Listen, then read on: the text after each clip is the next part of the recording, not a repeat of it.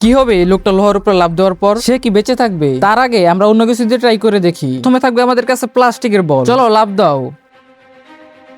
আরে এটাতে তো কোনো কিছুই হলো না আমার। তারপরে আসবে এই স্প্রিং বল। এটা দিয়ে ট্রাই করে দেখি তার কি অবস্থা হয়। চলো লাফ দাও। আবে এটার উপর লাফ দিয়ে তো অনেক ব্যথা পেয়ে গেছি। ও সরি। চলো 3 নাম্বার স্টেপে চলে যাই। এখন আমাদের কাছে থাকবে মার্বল। এটার উপর লাফ দেওয়ার পর তার হাড়গোড় ভাঙবে 100%।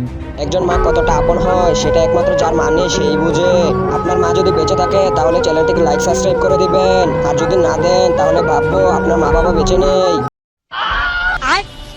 মনে হয় একটা হলো হাড় ভাঙছে। তো সবশেষে থাকবে আমাদের কাছে এতগুলো লোহা। তো চলো লাফ দেওয়ার পর কি অবস্থা হয় দেখি। তুই লাফ দে, আমি দেখবো বাকিটা।